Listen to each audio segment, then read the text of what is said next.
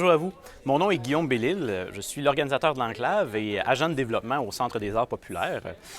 Aujourd'hui, on va vous présenter une conférence qui a été tenue au Centre des arts populaires le 22 octobre 2022 dans le cadre du projet qui s'appelle les Lettres de Whitehall, qui est un projet de théâtre de l'incarnation, d'improvisation, si on peut dire, qui va être tenu en 2023. Donc, c'est des conférences qui portent sur le contexte historique de l'époque qu'on appelle de la Régence anglaise, le contexte du projet, le contexte de jeu qu'il va y avoir, ainsi que un atelier sur les costumes de l'époque, les uniformes, les déguisements de l'époque. Donc voilà, merci à vous.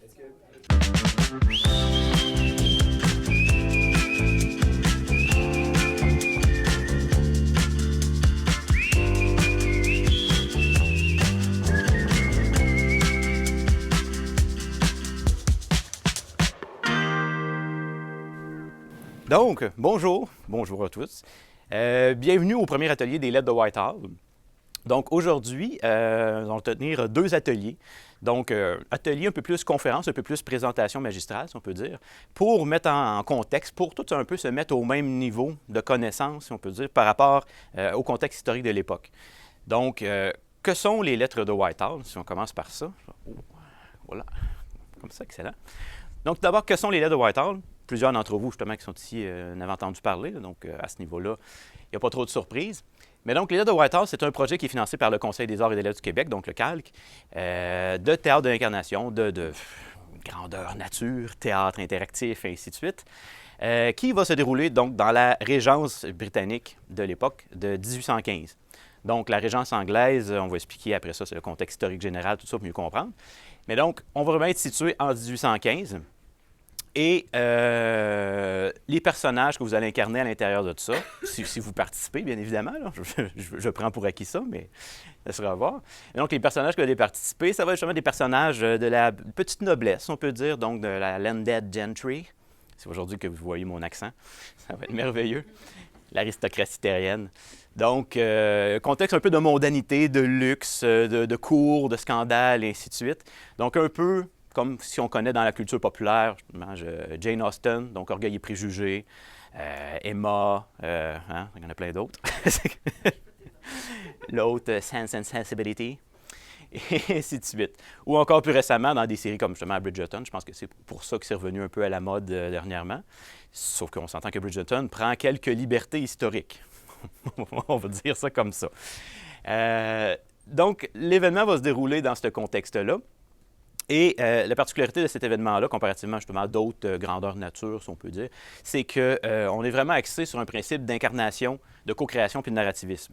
Donc, il n'y a pas de fiche de personnage, il n'y a pas de système de règles. Le but, c'est de créer une histoire qui est intéressante, un peu même à la manière d'un roman, avec un schéma narratif de roman.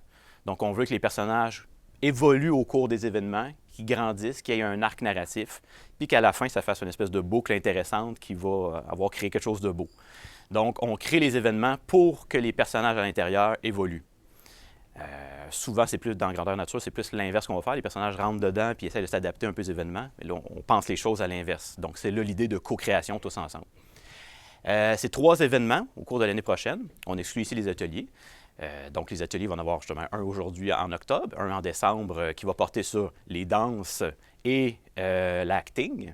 Donc, les danses de l'époque, ça va être un peu plus actif, disons. Et par la suite, les 3 événements l'année prochaine, donc, il va en avoir un en janvier, qui va être le bal de Noël. Pas en janvier, en février, excusez-moi, première fin de semaine de février. Donc, le bal de Noël en février, mais ça, on fait ce qu'on peut. Par la suite, il va en avoir un en juin, donc un événement champêtre, réception champêtre au jardin, et un dernier début septembre. Et entre ces événements-là, on va encourager les gens, c'est le désir, à correspondre, donc avec de véritables lettres, vraiment s'envoyer des lettres les uns les autres, par le biais justement de moi qui organise le tout. Donc, on ne donnera pas vos adresses personnelles à tout le monde, c'est pas ça l'idée. Mais donc, vraiment, par le système postal, on va s'envoyer des lettres au rythme du tout. Donc, on ne communique pas sur Facebook, on ne prépare pas les choses rapidement comme ça. Si on s'envoie des lettres, c'est long, puis c'est comme ça que ça marche. On va y aller au rythme du moment. Donc, le premier atelier d'aujourd'hui, c'est justement moi qui est là. D'abord, premier point d'information, je ne suis pas historien. J'ai étudié en philosophie. Donc, je ne suis pas un grand spécialiste de l'époque. Le but de faire ce contexte historique-là, et de l'arrimer au contexte de jeu qu'il va y avoir, c'est justement de se mettre à niveau, d'être un peu tous au même diapason. Parce que dans la culture populaire, la période de la Régence est beaucoup teintée de comment on l'a reçu par les œuvres populaires, justement comme Jane Austen ou encore plus récemment Bridgerton. Donc, et ça, ces éléments-là, ces œuvres-là sont, disons, comment je pourrais dire ça, idéalisées, on va dire ça comme ça. Disons que dans Jane Austen, on ne parle pas du vagabond de Londres qui, lui et ses 14 enfants qui travaillent, mettons. C'est pas ça. On se demande plus si M. Darcy va nous épouser. Donc, nous, donc, on va garder quand même cet élément-là un peu romantique, idéalisé, mais on n'oubliera pas justement tout ce qui est derrière aussi la réalité de l'époque qui était probablement beaucoup plus difficile. Donc, on essaie de se mettre à niveau par rapport à quoi ça consistait. Donc, première grande question, qu'est-ce que la Régence anglaise? On commence large. Et d'ailleurs, on a juste 1 heure, fait que on s'entend qu'on coupe les coins ronds un peu, là. On y va dans les grands résumés. Donc, la Régence anglaise, il y a 2 manières de la concevoir. Il y a le sens strict au niveau des années, puis il y en a une plus large au niveau d'un changement civilisationnel de société qui s'est opéré. Au sens strict, la Régence anglaise, c'est à peu près 9 ans. C'est en Angleterre, donc de 1811 à 1820. Il y avait le roi George III, je vais y revenir après, qui souffrait d'une grave maladie dégénérative, qui, à un certain moment donné, en 1811, s'est retrouvé dans l'incapacité de régner. Et il était toujours en vie. Et donc, à l'époque, le roi règne jusqu'à temps qu'il décède.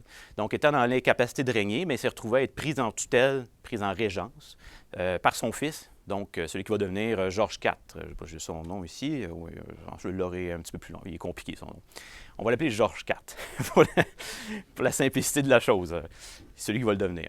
Donc, au sens purement strict, justement, c'est cette époque-là de régence. En 1820, George III décède, et à ce moment-là, on rentre vraiment dans le règne de George IV, et là, on pourrait dire que l'époque de la Régence est terminée.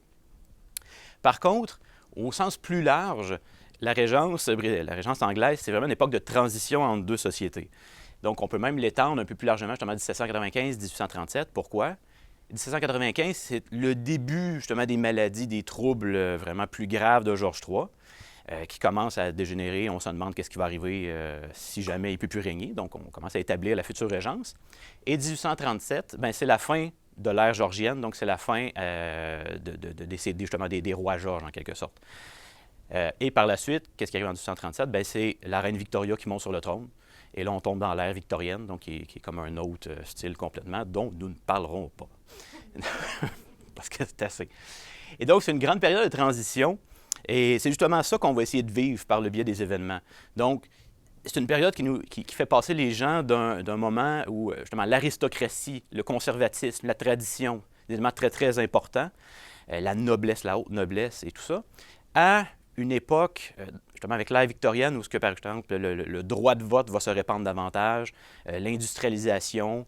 L'ère victorienne, c'est justement associé plus à l'urbanisation, les gens dans les villes, ainsi de suite. Donc, il y a comme une transition qui s'opère. La noblesse perd aussi un peu de son lustre, son prestige. Donc, ça s'est passé pendant la période de Régence anglaise, donc cette transition-là. Et c'est pour ça que c'est tellement important dans les œuvres de Jane Austen et Bridgerton, tout ça, la notion de scandale. C'est comme tout est scandaleux. Bien, c'est justement un scandale, ça arrive quand on a ses a priori et qu'on est surpris par une attitude de quelqu'un, un événement de quelqu'un d'autre. Donc, c'est ça. Si on est habitué, on est dans nos vieilles traditions, et là, soudainement, quelqu'un arrive, c'est comme, mon Dieu, il y a un banquier parmi nous, urk, scandale. Bon, pas grand-chose. C'est comme, mon Dieu, cette femme a donné la main sans gants à un homme, urk. C'est bon. Alors, voilà. Donc, c'est un peu ça qu'on va essayer de vivre, et justement, par les personnages qui vont être incarnés, c'est de vivre cette rupture-là. Donc, autant des personnages plus conservateurs qui se trouvent confrontés à des nouvelles réalités, que des gens qui sont vraiment dans l'optique des jeunes modernes, on peut dire, qui essaient d'apporter cette modernité-là. Donc, si on va un petit peu plus en profondeur, voilà. Donc, si on y va avec George III, justement, qu'est-ce qui caractérise George III qui était juste avant? Donc, George III, ici, si vous n'avez déjà entendu parler, bien, si vous connaissez l'époque, vous en avez entendu parler, mais souvent, on entend plus parler du point de la perspective américaine. George III, c'est le méchant pendant la guerre d'indépendance américaine. Celui qu'on représente comme le tyran là, en Angleterre là, qui va opprimer tout le monde, c'est lui. Mais bon, ça fait en sorte que notre perception de la chose est un peu, disons, biaisée. Mais le règne de George III était quand même assez long. Je ne sais plus si j'avais mes dates. Oui, c'est ça, mort en 1820, 1860. C'est ça. Mais c'est un règne de stabilité. Et c'est un règne j'allais même dire, c'est un roi plate. Mettons qu'on le résume, là. Donc, Georges III, couronné en 1760, l'année suivante va marier, un merveilleux accent ici, Charlotte de Mecklembourg-Strelitz. Voilà. Donc, le duché de Mecklembourg-Strelitz en Allemagne, ce qui va devenir l'Allemagne plus tard. Donc, va épouser justement celle qui va devenir la reine Charlotte, finalement. Et ça va être un exemple de stabilité au sens d'un couple. Donc, il n'y a aucun témoignage, on ne peut pas parler dans les absolus, là, mais aucun témoignage qui rapporte que, par exemple, il y aurait eu du libertinage ou des bâtards ou des affaires comme ça, qu'il y aurait joué un petit peu partout. C'est vraiment un couple de stabilité. Ils étaient ensemble, ils ne faisaient pas d'histoire, pas de scandale, et même la reine Charlotte va avoir 15 enfants avec lui.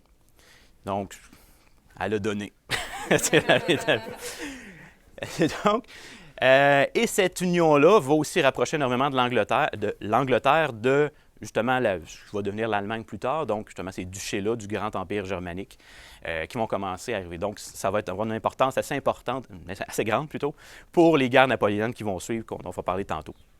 Donc, un couple de stabilité, d'efficacité, 15 enfants. C'est un roi aussi très terre-à-terre. Georges III, même certains, c'est un peu ses détracteurs qui l'appelaient comme ça pour l'offenser un peu, mais on l'appelait Georges le fermier, parce que c'était un homme qui il voyageait presque pas. Quand il se promenait en Angleterre. Il aimait beaucoup aller dans le sud de l'Angleterre, à Weymouth. On va y aller avec Weymouth. Donc, ce qui va devenir la première station balnéaire de l'Angleterre à l'époque. Donc, c'est vraiment un homme qui aimait son pays, qui restait dans son pays, qui travaillait pour ça, et il s'intéressait beaucoup aux enjeux agricoles, techniques, technologiques, logistiques. Donc, son but, c'était vraiment d'aider l'Angleterre, son pays, à s'organiser par rapport à la révolution industrielle qui était en cours. Donc, il voulait comme la mettre à niveau pour que ça puisse bien fonctionner par la suite. Donc, il n'était vraiment pas dans les excès, la décadence, quoi que ce soit. Puis après ça, évidemment, de tous les enjeux politiques, les enjeux mondiaux qui sont arrivés. Donc, c'est un roi terre-à-terre, mais qui était justement confronté aux grands mouvements de l'histoire.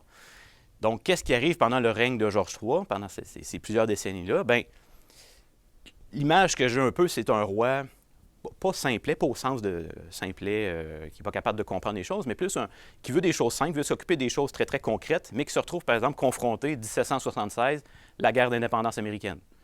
Donc, il se retrouve avec les colonies américaines, les 13 colonies qui se rebellent contre lui, qui le déclarent effectivement comme un tyran, donc qui veut se révolter, tout ça, avec une guerre qui finit par enliser l'Angleterre et qu'elle ne peut pas gagner parce qu'elle se bat à la fois contre les colonies américaines et contre ses ennemis en Europe, donc la France, ce qui va devenir la Hollande, les Provinces-Unies, même l'Espagne.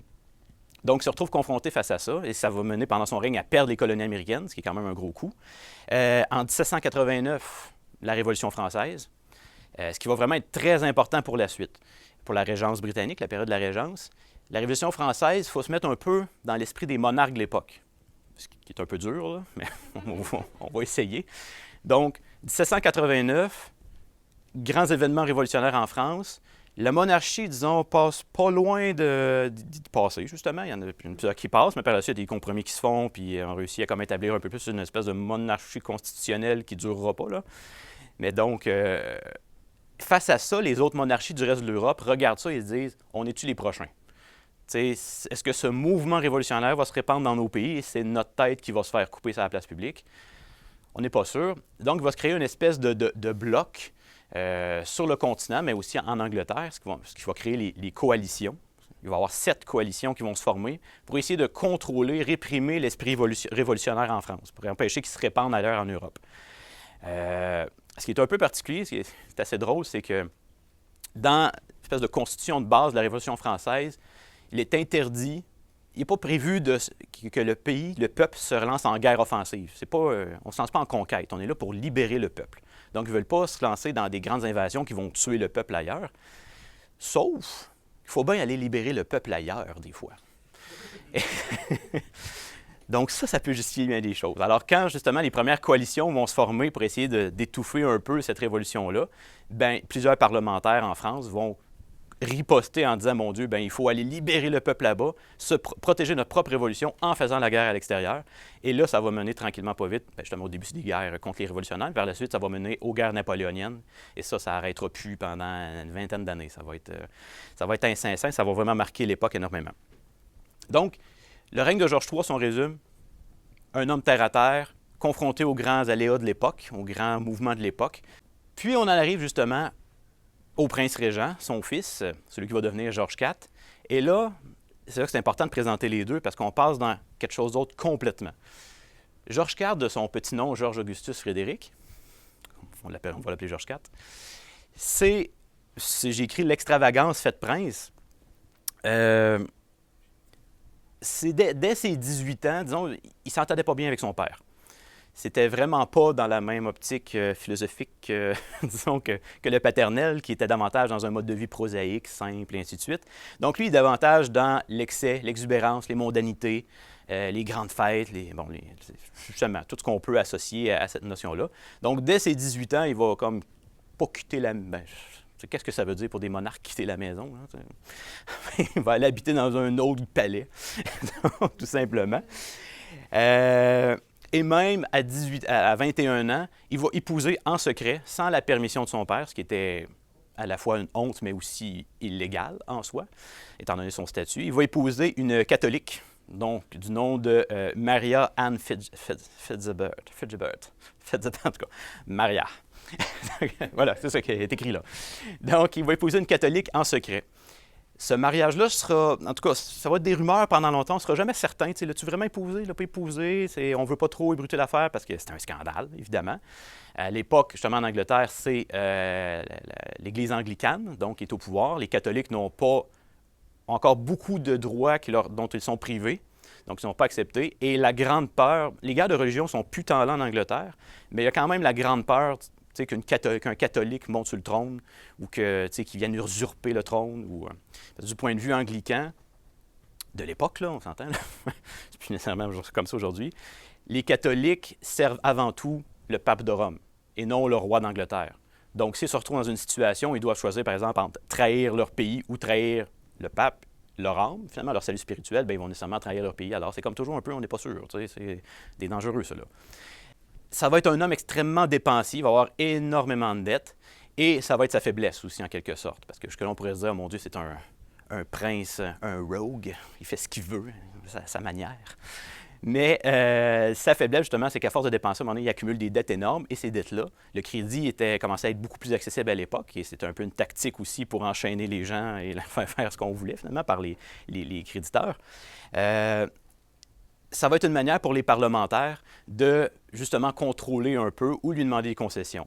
Donc, justement, je n'ai pas écrit la date là, mais en 1795, il y avait, Georges IV, ce mec qui est là, il y avait 630 000 livres de dettes. Ça peut pas avoir l'air de pas grand-chose, mais ça l'équivaut à peu près 90 millions de livres d'aujourd'hui.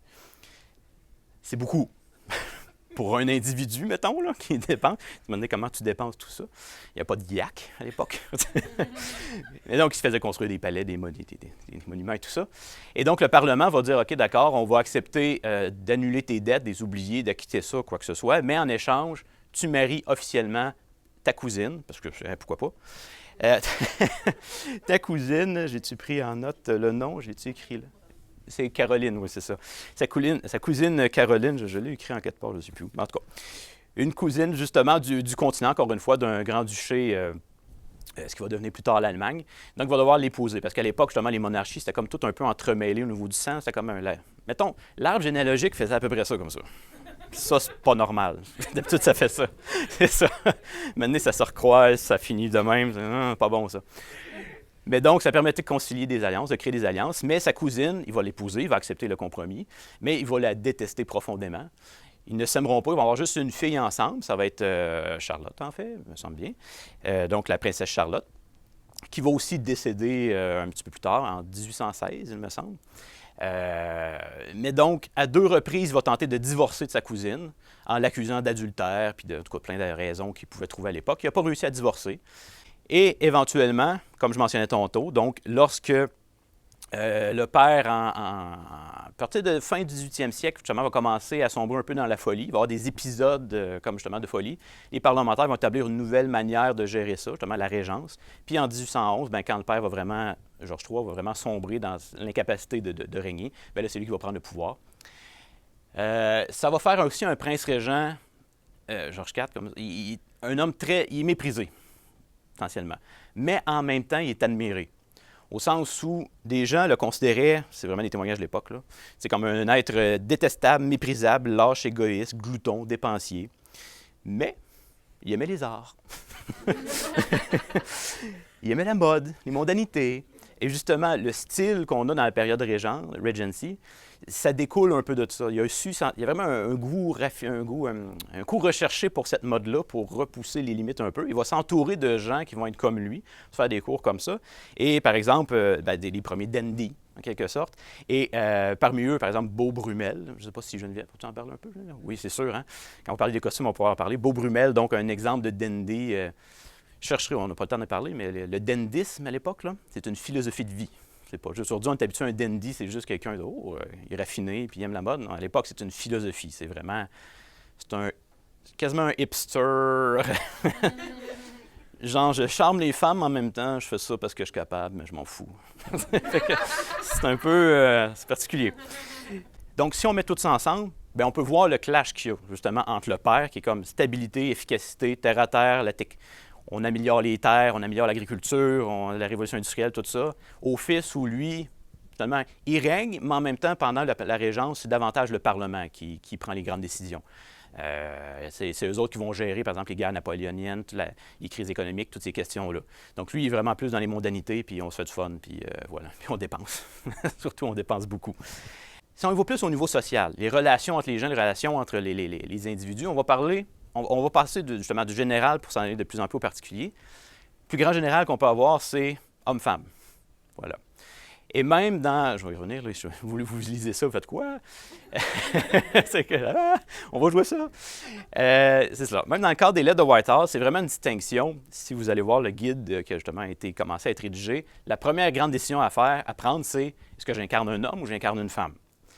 Donc, comment fonctionnent les relations hommes-femmes à l'époque? Il y a quelque chose de vraiment intéressant à voir, parce qu'on peut se douter qu'évidemment, la question du patriarcat, d'une certaine façon, la soumission de la femme à l'homme, est assez importante, mais il y a une nuance très intéressante à faire. C'est qu'il y a une différence entre les lois et les mœurs, les coutumes de la société de l'époque.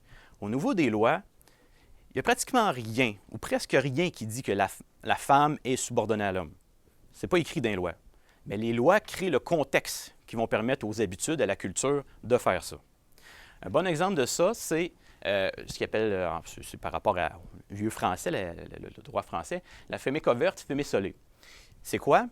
C'est William Blackstone le résume bien, c'est un légiste, pas un légiste, un commentateur de la loi de l'époque qui disait, si je le traduis à vue de nez comme ça, par le mariage, le mari et la femme deviennent une personne par la loi.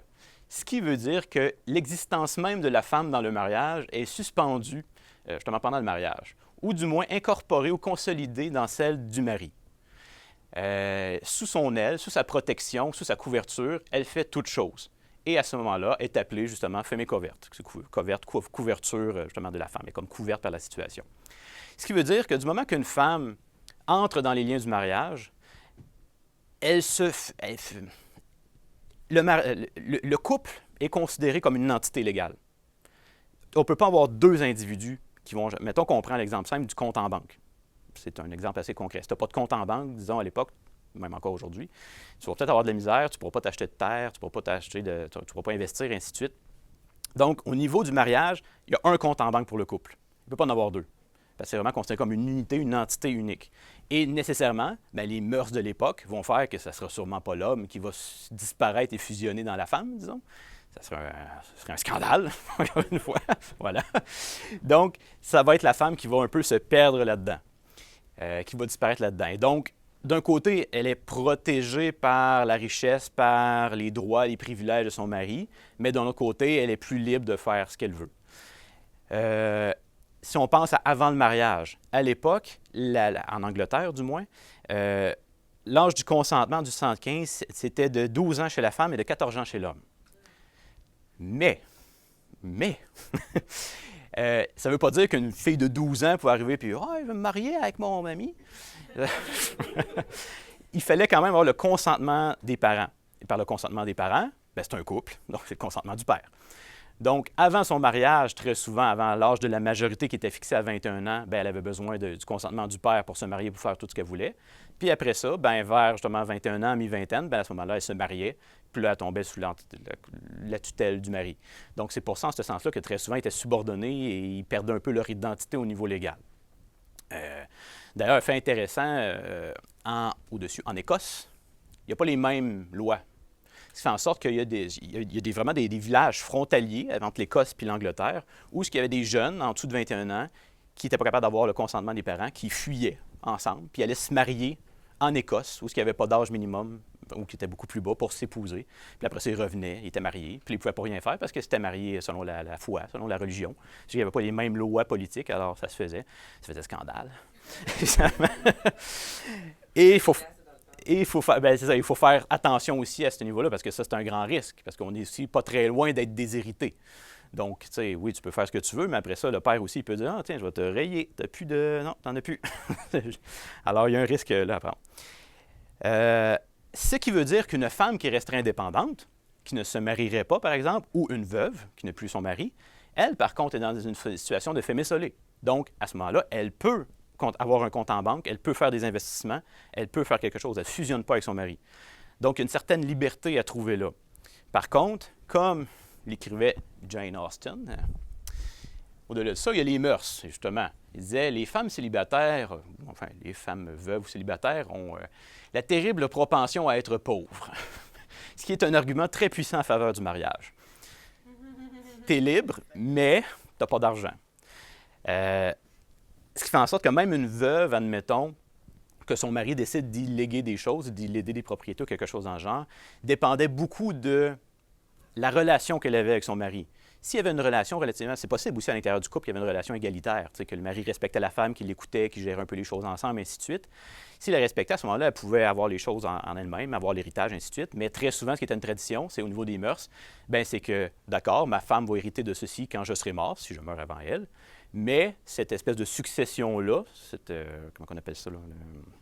Pas un héritage, mais un legs, je ne me rappelle plus un nom. Enfin, cette espèce de succession-là va être sous la supervision de mon fils ou de mon frère ou de quelqu'un d'autre, d'un homme, finalement. Fait qu'on va faire attention. Donc, c'est pour ça que je mentionne, il y a une différence au niveau de nos événements, ce qu'on va organiser entre les lois. Ça, on va tenter de les respecter, parce que ça vient influencer beaucoup de choses. Mais après ça, au niveau des mœurs, on va essayer de les adoucir. Parce que l'un des envers de ça, c'est ce qu'on ne réalise pas souvent, c'est que lorsqu'on regarde, mettons, Bridgerton, Jane Austen, ainsi de suite, toute cette notion-là comment on appelle ça, la galanterie, de la misère. Donc, la galanterie repose sur cette notion d'inégalité entre les hommes et les femmes. La galanterie repose sur l'idée que la femme doit être protégée, doit rester oisive, doit rester humble, doit toujours ne pas travailler. Or, si on veut qu'elle soit dans cette position d'être comme ça, bien, il faut que l'homme s'arrange pour que ça fonctionne. Donc, tu sais, lorsqu'on ouvre la porte, c'est parce qu'il ne faut pas que la femme prenne la porte par elle-même et qu'elle travaille. Si on tire la chaise, c'est parce qu'il ne faut pas qu'elle tire la chaise, il ne faut pas qu'elle travaille. Donc, la galanterie est basée sur une inégalité de base. Alors, c'est pour ça qu'on essaie de la garder dans l'événement tout en la rendant intéressante à jouer. Donc, on ne veut pas... voilà, parfait. Donc, si on circonscrit encore un petit peu plus, on tombe dans les classes sociales. 3 grandes classes sociales à l'époque. Upper class, middle class, lower class. Bon, c'est dit. Évidemment, ça peut être sous-divisé en une multitude d'autres classes, disons, là, des limitations selon comment on va le considérer. Mais c'est vraiment les 3 façons de le voir. C'est ce que j'écris là. C'est d'ailleurs intéressant, je ne sais pas, j'ai-tu accès si je clique là-dessus, mettons? Il y a des recensements qui ont été faits à l'époque par Lord, que j'avais écrit le nom avant, là. Je reviendrai après. Un recensement, et c'est évidemment apprendre, oui, mis la démographe, mais c'est un recensement de l'époque. Alors, c'est à prendre vraiment avec des pincettes. C'est un recensement qui a été créé par rapport justement aux revenus des gens et qui, après ça, il a tenté de un peu voir combien il y avait de gens dans chaque catégorie sociale, dans chaque classe, pour le tout. Donc, justement, on voit premier, highest order, deuxième classe, troisième classe, quatrième classe. Alors, les nombres, les catégories, tout ça, voilà, sont là. Mais donc, ce qu'on peut voir, c'est que lui considérait ça en haut, ce qu'on pourrait voir comme les deux premiers, c'est la upper class. Oui, c'est ça. Donc, par exemple, la famille royale, la grande noblesse, les ducs, les duchesses, on va y revenir tout de suite après. Ensuite, la landed gentry, qu'on appelle l'aristocratie terrienne, qui est comme un peu, c'est pas de la noblesse, en tout cas, ils possèdent des terres. Donc ça, on est vraiment là-dedans.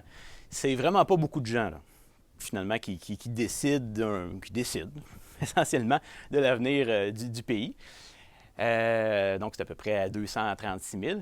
Par la suite, quand on descend, bien là, on peut voir justement les autres classes. Donc, sur les 3e, 4e, 5e, on tombe dans la middle class. Donc, je vais revenir tout de suite après. Et finalement, plus bas, bien là, on tombe vraiment avec tous les termes de l'époque, c'est merveilleux. Donc, par exemple, la 7e classe, pauper and their family, genre les pauvres et leur famille, les vagrants, je ne sais même pas comment on traduit ça. Ouais, OK, c'est bon. On dit plus ça à cette heure. Donc, c'est ça, les pauvres, les vagabonds, les gypsies, les voleurs, les autres vagabonds. Et ainsi de suite. Et là, on part, juste ça, sur une population de 17 millions estimée à l'époque, il y en a à peu près 2 millions. Donc, vraiment, on n'est pas dans... Ça, on parle vraiment des indigents, là. On n'est pas... c'est pas des gens à salaire minimum là, qui appartiennent. C'est des gens qui mendient, c'est des gens qui volent pour vivre. Alors, vraiment, il y a des inégalités sociales assez grandes qui vont par la suite même en s'accentuant pendant la période victorienne, notamment avec la révolution industrielle, tout ça. La question de l'urbanisation qui va augmenter. Donc, si justement on parle de la lower class, en quoi ça constitue? Bien, c'est quoi la grande caractéristique de la classe inférieure? C'est qu'elle vit de son labeur, ou on va dire plutôt qu'elle survit de son labeur, de son travail. Donc, elle n'a pas le choix de travailler. Et ça, c'est vraiment un élément important, ce qui distingue les classes sociales les unes des autres. C'est ce qui va faire en sorte, ce qui donne la perception à la noblesse qu'elle ne fait pas partie du reste du peuple, de la populace, de la roture, et ainsi de suite. Donc, elle vit pour travailler. On parle de journaliers, de salariés, des gens qui dépendent finalement d'autrui pour avoir un salaire, pour avoir une paie journalière, une paie mensuelle, peu importe, des prolétaires. C'est une vie de misère, très souvent. Il y a un syndicat, par exemple, un syndicat d'imprimeurs à l'époque. Il y avait ça.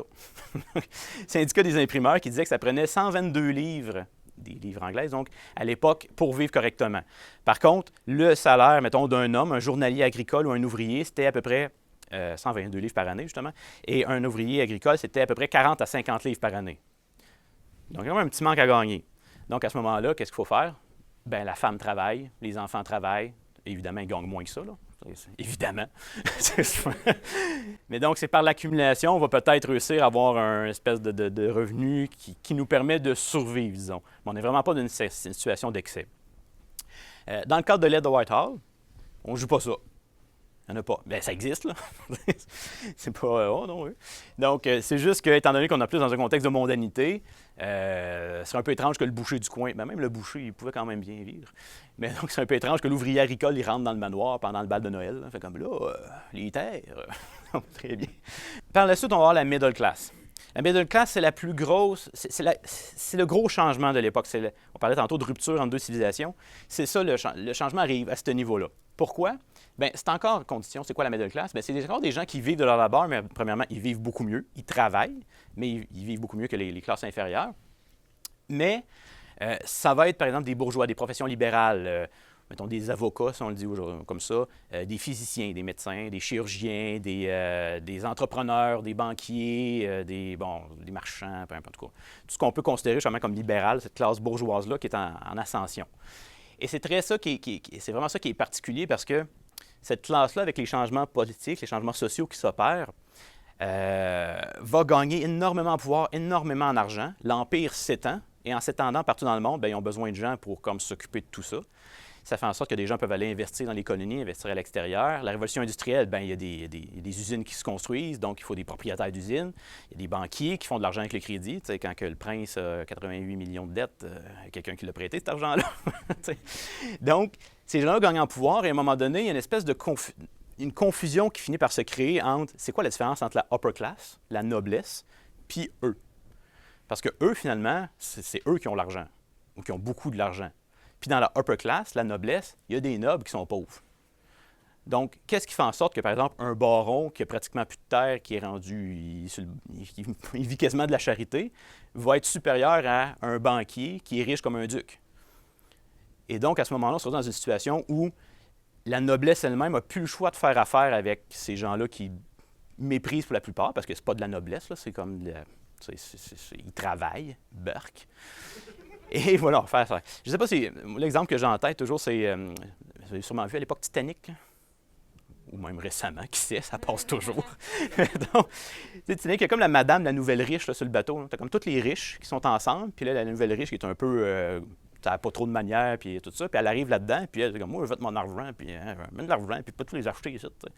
Fait que c'est un peu cette perception-là, justement, que la upper class va avoir d'eux, mais d'un autre côté, ils n'ont pas le choix d'avoir. Ils ont besoin de leur financement, ils ont besoin de leur argent, ils ont besoin de ces autres qui gèrent. Fait que une confusion qui se crée, et ça, qu'est-ce que ça fait? Bien, ça fait des scandales. Et là, on tombe dans la upper class. Et donc, ça, on pourra justement avoir des personnages là-dedans, dans la middle class supérieure. Et la upper class, bien, c'est quoi la caractéristique principale? Bien, c'est des gens qui sont capables de vivre ou de survivre grâce aux rentes et retours investissements. Ils ne travaillent pas. Ils ne dépendent pas de quelqu'un pour vivre au jour le jour. En même temps, c'est ironique un peu, parce que s'ils vivent de rentes, s'il y a quelqu'un qui paye ces rentes-là, ils dépendent quand même de leurs dépendants. Mais bon. Donc, ils ne travaillent pas des travaux jugés indignes. Et c'est là qu'il y a comme des nuances qui se font. Par exemple, mettons, tantôt on parlait, mettons, des artistes féminines. Une femme va pouvoir, mettons, écrire des livres. Une femme peut peindre, peut faire plein de choses comme ça. Mais il y a une différence entre écrire pour faire de l'art, pour faire quelque chose de beau, comme loisir, et par la suite dire, mon Dieu, je vais publier, puis je vais aller vendre mes choses. Puis là, oh, là, ça commence à ressembler du travail, ton affaire. Et tu ne travailles pas. Il ne faut pas. Ça, justement, ça va être correct, on ne le fera pas. Mais donc, on est là-dedans. Et dans la upper class, il y a deux grandes catégories. Et c'est vraiment ça il faut prendre le temps de le comprendre, parce que ça sort de nos schémas habituels de quand on pense au Moyen Âge, à la noblesse, tout ça. Il y a la noblesse anglaise qui s'appelle le système de peerage, les peers. Voilà, les pairs. Bon. Les pairs, c'est quoi? C'est la noblesse. Vraiment, c'est celle qu'on va appeler noble. Il y a 5 types de peers qui sont, on va dire masculin, donc, duc-duchesse, marquis, je dis en anglais, marchioness. Donc, marquis-marquise, comte-comtesse, vicomte-vicomtesse et baron-baronne. Donc, c'est vraiment les 5 grands titres de noblesse qu'il y a. Sauf que ce qui est particulier en Angleterre, c'est que ces titres-là ne sont pas nécessairement associés à une terre. Évidemment, historiquement, je veux dire, une famille de ducs, surtout les ducs, souvent ça va être même de la famille royale à qui on va donner des titres de duc et tout ça. Historiquement, ils vont se transmettre des terres pour garder leur pouvoir, garder leur rente, tout ça. Mais c'est pas impossible qu'une famille de barons, à un moment donné, ayant des problèmes financiers, a dû liquider ses terres, par exemple, en 1750. Et là, on se retrouve avec un baron, par exemple, qui n'a pratiquement plus de terre, qui n'a pratiquement plus rien, mais qui a encore le titre. Et que tout le monde regarde en faisant « Ouh, c'est monsieur le baron. C'est sûr. » C'est Lord, en fait. Donc, il y a un peu un clash qui se fait. Souvent, on est habitué dans le Moyen Âge que le titre est associé à la terre. Donc, si tu possèdes ce bout de terre-là, tu es le baron de ça, puis tu es le duc de ça. Mais là, on n'est pas là-dedans. C'est des titres de noblesse qui sont un peu, on va dire, éthérés. Ils viennent avec des privilèges, ils viennent avec du respect. Il y a une proximité avec la famille royale, avec la royauté, ça se joue tout ça, mais voilà, c'est pas nécessairement associé à quelque chose. Tandis qu'inversement, on va avoir l'aristocratie terrienne, la landed gentry, qui, elle, possède des terres. Donc ça va être d'autres titres de noblesse en dessous de la noblesse des peers. Donc, ça va être, par exemple, baronnet, chevalier, les knights, c'est de la noblesse terrienne. Esquire, il y a beaucoup d'esquire, ça revient souvent, qui est un écuyer en français, finalement. Et gentleman. Gentleman qui ne vient pas nécessairement avec des terres, mais c'est comme un titre qui s'est rajouté à ce moment-là, que genre... Il y a beaucoup de gens qui commencent à se faire appeler gentleman sans qu'ils aient de terre, puis en tout cas, ça devient... Voilà. Mais donc, cette landed gentry-là, bien, ce qu'on voit en fait, mettons qu'on pense à Jane Austen dans Orgueil et Préjugés, c'est ça. C'est de la landed gentry pour la plupart. Et la landed gentry, ce qui est particulier, comme je disais tantôt, bien, autant qu'ils peuvent en avoir qui possèdent des terres incroyables, mettons, justement, dans Jane Austen, c'est M. Darcy. Là. Il est bien riche, lui, là, c'est lui, hein, ouais. Qui possède Netherfield, je pense. Je ne me trompe pas. Non? En tout cas, Pemberley. Monsieur Darcy, il a bien de l'argent. Donc, il y a ça comme ça. Mais c'est pas impossible non plus que d'un côté, tu as d'autres nobles terriens que leur terre est tellement pas grande ou rentable, c'est très possible aussi qu'il y ait des problèmes au niveau de la rentabilité de la terre, qui se retrouvent dans des situations où ils doivent vivre la charité des autres nobles autour d'eux. Et donc, à ce moment-là, ça se ferait discrètement, évidemment. Par exemple, il se réveille un matin, oh, il y a un panier de fruits. Merci.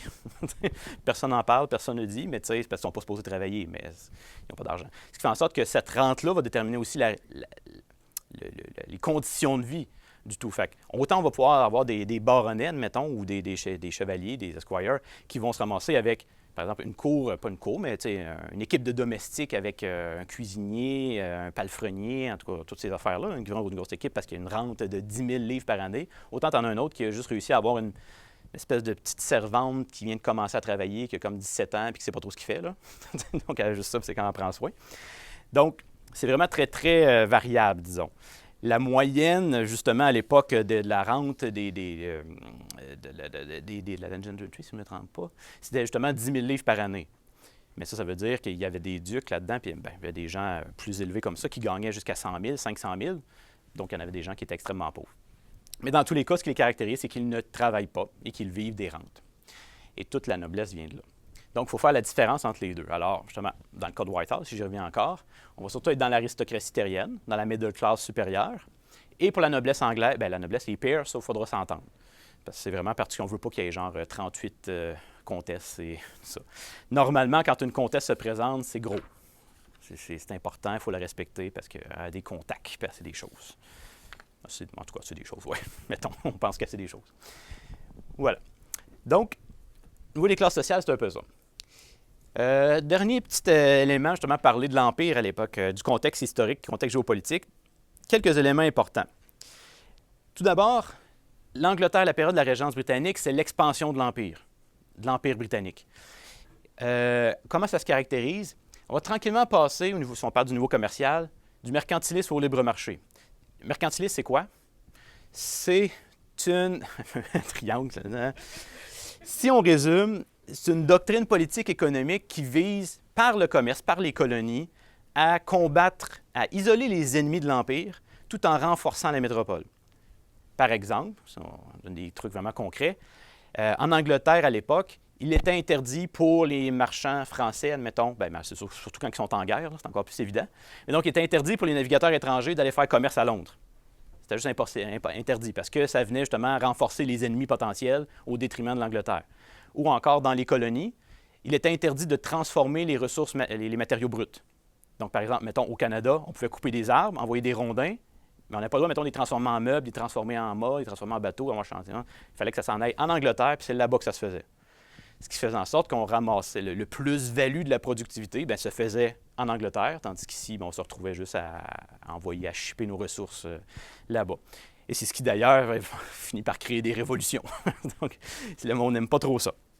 Ou, par exemple, les usines de textiles, on envoie le coton là-bas, et puis ainsi de suite. Donc, on passe de cette politique-là à une politique de libre marché, où finalement, on dit, là, il faut lâcher un peu ça. C'est pas rentable pour l'Empire. Ça serait bien plus rentable si les gens pouvaient comme commercer comme ils veulent, puis en attirer. J'ai l'impression de... On est encore là-dedans. Donc, en faisant ce qu'ils veulent, ça va permettre justement d'attirer des capitaux. En attirant des capitaux, on va s'enrichir comme ça. Donc, on sépare un peu l'économie de la politique. Et ça va sonner aussi à l'époque le début de la fin pour ce qu'on appelait au moment la Compagnie des Indes orientales. Ça, dans les films, c'est les méchants. Habituellement, là, Compagnie des Indes orientales, c'était une entreprise anglaise mais qui faisait du commerce partout dans le monde, mais qui avait littéralement sa propre armée. Elle avait une flotte, elle avait une armée, elle a mené des guerres en Inde par elle-même. Il y a eu la guerre indo-marathe, justement, contre les peuples indiens. Donc, c'était vraiment un gros mess, c'était dans une optique mercantile. Et du moment qu'on va comme rentrer dans le libre marché avec Adam Smith, commence avec ces philosophies-là, là, ils vont commencer à perdre du pouvoir et on rentre dans une autre dynamique. Et ça l'explique aussi pourquoi il commence à avoir de plus en plus, comme je mentionnais, la middle class qui monte, qui est en ascension. C'est des gens qui ont des opportunités de faire de l'argent. Donc, ils peuvent arriver là-dedans. Très important aussi, qui dit empire dit colonie. Donc, l'Empire britannique, c'est ses colonies. En 1815, en 1815, c'est ça les colonies anglaises dans le monde. Ça n'a pas l'air de grand-chose, mais c'est des colonies stratégiques. L'objectif, c'est d'avoir des pieds à terre un petit peu partout dans le monde. Et ils sont effectivement partout dans le monde. Donc, le Canada, qui est sa plus grosse colonie, ont perdu les États-Unis juste en dessous. L'Inde, qui est très grande, très importante. Et donc, on essaie d'être placé un petit peu partout dans le monde pour vraiment pouvoir commercer. Dans le cadre qui va nous intéresser, si jamais participez au LED de Whitehall, puis vous voulez jouer ce jeu-là de colonie, voir qu'est-ce qui se passe là-bas, le but, c'est d'humaniser les colonies. Parce que du point de vue d'un Anglais qui reste en Angleterre et qui n'a pas trop de contact avec eux autres, disons, c'est comme, les colonies, urk. Mais on va vouloir les humaniser, il y a des enjeux très réels. Et on va beaucoup se concentrer sur la colonie en bas, là-bas, le début de l'Australie, la Nouvelle-Galles du Sud. Donc, ça s'appelait comme ça à l'époque, qui était une colonie pénitentiaire. Donc, c'était quelque chose qui existait à ce moment-là. Pendant plusieurs décennies avant la Révolution américaine, l'Angleterre envoyait beaucoup de prisonniers aux États-Unis. Finalement, ils envoyaient ça dans leur colonie américaine pour qu'ils travaillent, pour que, finalement, c'est ça, travailler, puis vous avez fini par gagner votre liberté potentiellement, puis en même temps, on se débarrasse d'eux autres. Après l'indépendance, bien évidemment, ils ne peuvent plus continuer à leur envoyer de criminels. Donc, ils vont développer justement la Nouvelle-Galles du Sud, qui va devenir une colonie pénitentiaire. Et essentiellement, le principe d'une colonie pénitentiaire, c'est on t'envoie là-bas, tu vas travailler pendant, c'est une prison à ciel ouvert, un camp de travail à ciel ouvert, en quelque sorte. Tu vas travailler pendant 10, 20 ans, puis à ce moment-là, tu vas devenir un homme libre et tu vas pouvoir avoir ta terre à toi, ton petit bout de terre. Les criminels qu'on envoie là-bas, c'est pas des meurtriers. C'est genre, ils appellent ça des petty crimes. Des petty crimes, c'est quoi? C'est du vol, c'est toutes des petites affaires. Finalement, tu sais, les vagabonds et les vagabondes de tantôt, là, ils font des crimes. Bien, c'est ça, on les envoie là-bas, ça fait la job. Et donc, c'est une manière un peu de ne pas trop se questionner sur les problèmes socio-économiques. On va juste... s'il n'y a plus de pauvres, il n'y a plus de pauvreté. Avec la question. Voilà, tout est simple comme ça. Mais donc, c'est ça. Alors, on va plus se concentrer là-dessus. Donc, développement des colonies comme ça, l'Empire se développe, mais vraiment, ça va aussi au cours du 19e siècle, ça va aller beaucoup plus loin, mais là, on n'ira pas jusque-là. Et dernier élément, ce qui est vraiment très important de l'époque, c'est que l'Angleterre, pendant la période de la Régence, fin du 18e siècle, ça devient une nation guerrière, littéralement. Tombe, évidemment, ça vient avec la notion d'empire, il faut qu'elle protège ses colonies, il faut qu'elle protège ses intérêts un petit peu partout. Et aussi avec les guerres napoléoniennes, bien, elle développe une armée. Par exemple, je l'ai-tu écrit? Oui, c'est ça. Donc, en l'espace d'à peu près en 1793, c'est ça. En l'espace de 20 ans, l'armée est passée de 40 000 à 250 000 hommes. Ils ont construit une flotte. La marine britannique qui est partout dans le monde, qui domine les mers absolument partout. Donc, vraiment, ils se sont militarisés et ça a aussi un impact au niveau social. Le statut d'un officier de l'armée, c'est quelque chose. C'est pas juste check le soldat là-bas. Bien, un soldat, c'est sûr que c'est un soldat, là. C'est un petit soldat, mais mettons un officier, un major, un colonel, des choses comme ça dénote un certain titre et c'est respecté. Ça vient avec l'honneur aussi de combattre pour le pays. Et très souvent, ces gens-là, ces officiers supérieurs-là, ça va être de la noblesse, de la gentry ou encore même de la bourgeoisie, qui peuvent s'acheter des commissions pour avoir des titres. Donc, il y a l'armée de terre, il y a l'armée, la marine, c'est des règles différentes, mais bon, c'est quelque chose de très respecté. Et donc, ce qui marque beaucoup l'époque, bien, c'est que l'Angleterre, finalement, est toujours en guerre contre quelqu'un. Et ce qui va le caractériser beaucoup, c'est les 7 coalitions. Je mentionnais tantôt les guerres napoléoniennes, bien, c'est ça.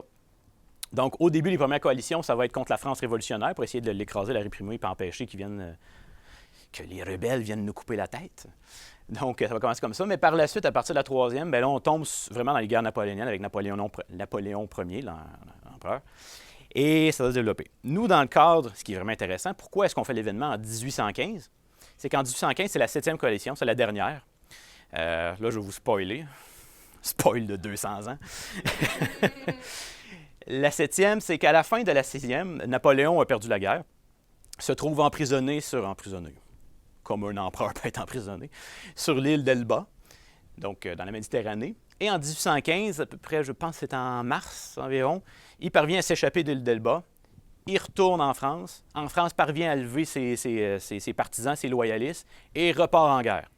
Et c'est à ce moment-là, à la fin de cette guerre-là, qu'il va y avoir Waterloo, qui va vraiment sonner la fin des guerres napoléoniennes. Donc, l'expression, frapper son Waterloo, ça va se passer là.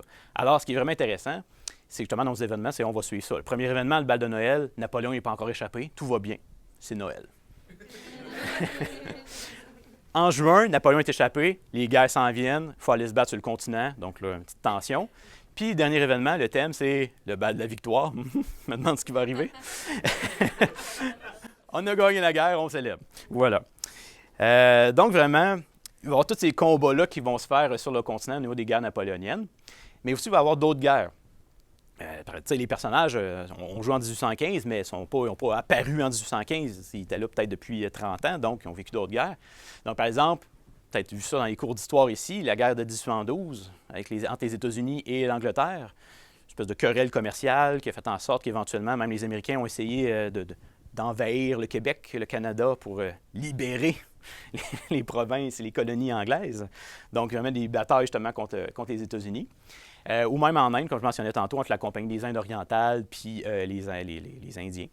Donc, l'Inde, les Anglo-Marathes, les Anglo-Marathes.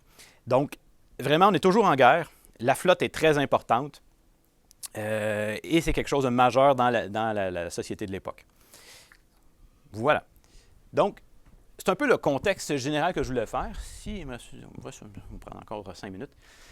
Si on se situe, nous, par rapport à ça, à l'intérieur du tout, comment est-ce qu'on va créer l'univers de jeu? Je proposais, dans le cadre du projet, qu'on crée un comté. Pourquoi? Tout simplement parce que si on prenait un comté existant, bien là, on efface nécessairement des personnages historiques qui ont existé. Les lettres de Whitehall se passent vraiment dans l'Angleterre de 1815. On respecte l'histoire, on respecte les événements. Mais on crée un comté fictif qui s'appelle Grantshire. Ouais. Il y a une raison. Mais c'est ça. Là, il y a une histoire derrière ça que justement on avait créé. Donc, oui, c'est ça. Grantshire, c'était en fait... Ce que j'avais mis, c'est que c'était un peu un pied de nez qui avait été fait. Les comtés étaient créés vraiment il y a ça très, très longtemps, à l'époque médiévale. Même ça peut remonter jusqu'à Guillaume le Conquérant. Suite, donc ça remonte vraiment à loin. Et Grantshire est un peu un pied de nez qui avait été fait au seigneur de l'époque, qui est arrivé là-bas, puis qui a fait « Mon Dieu, mais c'est des marais ici, c'est donc bien grandiose. T'es un misérable. » Puis en plus ça, Grantshire. Fait que c'est un peu... Voilà. Donc, par exemple, sur le comté, on va voir une mine de charbon, mais le charbon qui est très important dans le cadre de la révolution industrielle, donc il faut bien alimenter les machines à vapeur et ainsi de suite. Un canal commence à être construit. Construction de canal qui était majeure aussi à l'époque, vraiment pour transporter les marchandises un peu partout. Donc ça peut faire des enjeux. Par exemple, si un noble arrive et dit « Moi, tu passes pas sur ma terre. » Canal, bout de terre, canal, c'est un problème. Il y a quelque chose qui ne marche pas. Ça peut faire des enjeux. Oui, voilà. Donc, c'est ça. Donc, quelque chose d'assez conservateur qui se trouve confronté au tout. Et le contexte plus concret, qu'est-ce qu'on fait, nous? Pourquoi ça s'appelle les lettres de Whitehall? C'est qu'un des endroits les plus prospères, c'est en haut. Je me rends avec ça. C'est en haut, donc Whitehall. On a les prix de Whitehall avec Whitehall, East Hall, West Hall. C'est pas nécessairement imaginatif, les noms, des fois. Fait que et donc, nous, ça va se dérouler à Whitehall. Et qu'est-ce qui arrive là? Bien, c'est une situation particulière où l'ancien seigneur des lieux, qui était mettons, on remonte un petit peu, l'ancien seigneur des lieux avait nommé son fils pour lui succéder. Son fils est allé à la guerre, mais il y a comme une succession d'événements vraiment rapides qui s'est faite, ce qui fait en sorte qu'il est allé à la guerre, mais il est décédé à la guerre, et il y a une espèce de querelle de succession à savoir qui va hériter de Whitehall. Plusieurs prétendants étaient là, et là, on arrive dans une situation où le nouveau prétendant, le nouveau seigneur de Whitehall, c'est un Londonien qui arrive, on ne le connaît pas, c'est une espèce de cousin riche, on ne sait pas trop, on ne le connaît pas trop, qui arrive de Londres, Alexander Foster, qui arrive là, et là, évidemment, Alexander, il fait des scandales. Voilà. Et donc, vos personnages, à l'intérieur de ça, ce que vous pouvez créer, la carte a été créée, les lieux sont créés, mais après ça, ces lieux-là, la plupart, il n'y a rien dedans. C'est vraiment là pour s'approprier, pour que vous imaginiez quelque chose là-dedans. Donc, c'est sûr qu'un endroit comme Queen's Church, on se doute qu'il y a une église. On se doute que c'est important. Mais donc, le but, c'est vraiment de s'approprier des lieux, pas de problème. Donc, si vous arrivez, par exemple, avec un groupe, vous dites, je vais me faire un petit groupe de personnages, d'avoir une famille qui vient de quelque part, est-ce qu'on pourrait être né de Fairmount, mettons, ou Cloverford, ou Grantshire Royal Arsenal? Là, ça, c'est des militaires. C'est pas Lady House, j'aime ça dire les noms. Bien, on s'arrange, on s'approprie, puis justement, par la discussion, on crée quelque chose ensemble. Donc, les événements de Whitehall vont vraiment beaucoup être créés en fonction de ce que vous allez apporter comme idée. Donc, pour le moment, on présente le tout. Après ça, on va discuter ensemble vos personnages, puis on va créer le scénario en fonction de tout ça. Et voilà. Excusez. Et c'est ça. Et lors de la création, c'est la dernière chose que j'ai à dire. Et donc, la création de personnages, comment ça se fait? Si vous avez vu un peu le guide des participants, étant donné qu'il n'y a pas de système technique, il n'y a pas de règles, il n'y a pas toutes ces affaires-là, on va vraiment dans un truc très narratif, très même littéraire d'une certaine façon. Ce que je vous propose, c'est de créer vos personnages autour de 4 identités. Et par l'assemblage de ces identités-là, bien, ça fait un personnage. Donc, quelle est l'occupation? Bien, premièrement, est-ce que c'est un homme ou c'est une femme? Commencez par là. Deuxièmement, c'est quoi son occupation? Qu'est-ce qu'il fait dans la vie? Dans le guide de participants, il y a plusieurs suggestions. Par exemple, pour les hommes, on va avoir justement landed gentry, donc un aristocrate terrien, mettons, marchand, bourgeois, investisseur, soldat, militaire, ainsi de suite. C'est la situation familiale. Ouais, on peut fermer ça. Il est midi, hein? La situation familiale, ça va sonner longtemps. La situation familiale, évidemment, on se doute que vous n'avez pas juste une relation familiale, mais c'est laquelle qui est la plus déterminante de votre personnage. Par exemple, une femme, admettons, vous jouez une jeune fille. La jeune fille peut être à la fois fille de ses parents, évidemment, soit sœur, soit même mère. Ouh là là! Mais donc, mettons fille ou sœur. Mais là, vous choisissez qu'est-ce qui est le plus important pour vous. Si c'est la relation, par exemple, qu'il y a quelqu'un de vos amis qui vous accompagne, qui joue votre père ou votre mère, bien là, ça va être une relation entre les deux comme ça qu'on va mettre l'accent. Donc, c'est quoi la situation familiale? C'est quoi sa moralité? Est-ce que c'est quelqu'un de plus religieux? Est-ce que c'est un dandy, justement? Est-ce qu'on est dans le dandisme? Est-ce qu'on est dans le... voyons, c'était quoi déjà? Même au niveau des femmes, j'avais mis mettons, chez les hommes, j'avais mis moderniste, donc quelqu'un qui veut comme aller vers la modernité, se distinguer de la tradition du conservatisme. Mais chez les femmes, une notion quasiment de révolution, une révolutionnaire, quelqu'un qui veut comme s'affranchir, avoir ça. Une féministe avant l'heure, disons, avant que ce soit le mot existe. Donc, la moralité du personnage qui va déterminer son action dans le monde. Puis ses expériences passées, bien ça, c'est des anecdotes que vous avez vécues. Par exemple, est-ce que votre personnage, c'est un alcoolique? Est-ce qu'il a participé à la guerre? Est-ce qu'il est traumatisé de la guerre? Est-ce que, par exemple, une femme a déjà eu une amour d'enfance, puis là, elle n'est plus avec, puis là, il faut qu'elle marie quelqu'un qu'elle aime pas. Plein de possibilités. Dans le guide, justement, l'idée, c'est que je vous donne plein d'idées. Il peut y en avoir d'autres, mais donc vous allez là-dedans. Et c'est quoi le rôle de tout ça, la mécanique derrière tout ça? Bien, l'arc narratif du personnage qui est conseillé, c'est vous arrivez avec ça, vous commencez avec une occupation, une situation familiale, une morale, l'expérience passée. Puis l'idée, c'est qu'à la fin des 3 événements, mettons, on peut dire 2 sur 4, ça allait changer. Bien, vous n'arrêterez pas d'être la fille de quelqu'un. Yeah! Mais tu sais, si au début, vous êtes fille et que vous avez, mettons, des relations très houleuses avec votre père, bien, peut-être qu'à la fin, ça pourrait être, vous êtes réconcilié avec votre père. Ou à l'inverse, vous entendez bien, vous êtes déshérité. Bon. Ou encore, vous êtes un alcoolique, bien, vous avez vaincu vos traumatismes, vous avez vaincu l'alcoolisme. Votre moralité a changé, vous avez appris à découvrir que les gueux sont aussi des êtres humains. Donc, c'est là le principe de l'arc narratif. C'est vraiment vous donner des outils pour dire, je commence là, je finis là, et qu'est-ce qui me permet, lors des événements, de passer de l'un à l'autre. Et les événements vont être créés avec vous afin qu'il y ait des situations qui vous permettent de l'un à l'autre. Donc, plutôt que juste vous garrocher plein de choses, bien, on va vraiment travailler avec vous pour que, si par exemple, à un moment donné, il y a une partie de cartes, je ne sais pas, mais que pendant, mettons une séance de poésie, ça va être plus facile demain, une séance de poésie, mais que pendant la séance de poésie, paf, un événement marquant, puis là, c'est comme, mon Dieu, je découvre que telle personne, mon père m'admire finalement, puis là, ça change ma relation, puis bon. Fait qu'on va construire les événements comme ça autour du tout. Alors, voilà, j'ai pas mal fait un petit peu plus mon temps, j'ai fait mon temps. Donc, c'est à peu près le contexte que je voulais faire, un contexte général. Je ne voulais pas rentrer dans les grands détails. Dans le guide, il y a un petit peu plus de détails, mais l'idée, c'est qu'à partir de là, vous, ça vous intéresse, bien, vous prenez ce qui vous intéresse là-dedans. Si vous jouez un militaire, par exemple, ou quelqu'un de la marine, bien, vous creusez. Allez voir ce qui se fait. Dans le guide, il y a des informations supplémentaires, mais allez plus loin, ça. Whitehall, ce n'est pas une reconstitution historique.